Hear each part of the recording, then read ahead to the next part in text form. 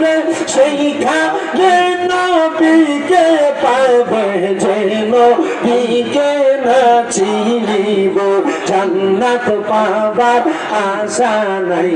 ও মারহাবা আল্লাহ আল্লাহ আল্লাহ আল্লাহ। একদিন নিয়া যাইবা ইমানদারবা গাইয়া নিও নবীজির প্রেম ইমানের মোর সবাই বোঝার তৌফিক দিও। মারহাবা আল্লাহ আল্লাহ আল্লাহ আল্লাহ আল্লাহ। লা ইলাহা ইল্লাল্লাহ মুহাম্মাদুর রাসূলুল্লাহ সাল্লাল্লাহু আলাইহি ওয়াসাল্লাম। একটা জবানও কেউ বন্ধ রাখবেন না, জবানটা ছেড়ে দিয়ে মুহাব্বতের আওয়াজে বলেন, আমরা এতক্ষণ জিকির করলাম একজনের, তিনি কে?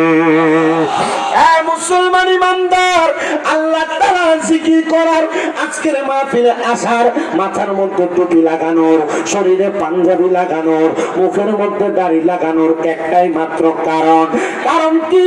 যদি আপনাকে প্রশ্ন করা হয় আপনি জবাব দিবেন, হুজুর একটাই তো মাত্র আশা, নামাজ রোজা হজ যাকাত দান সদকা যত রকমের ইবাদত, এই সকল ইবাদত আমরা করি মহান রবকে খুশি করার জন্য, রবকে খুশি কইরা জান্নাতে যাওয়ার জন্য। কথা কন্যা ঠিক কিনা?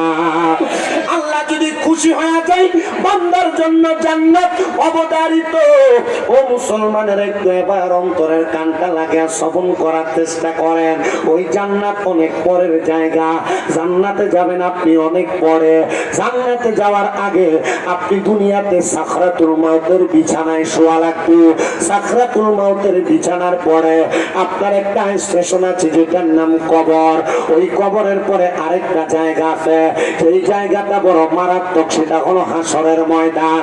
হাসরের পরে আরেকটা জায়গা শেষ হওয়ার মুহূর্তে, ওই জায়গাটার নাম হলো মিজান। মিজানের পরে আরেকটা জায়গা আছে, সেই জায়গাটার নাম হলো ফুলসেরাত। ওই ফুলসেরাতের পরে দুইটা জায়গা।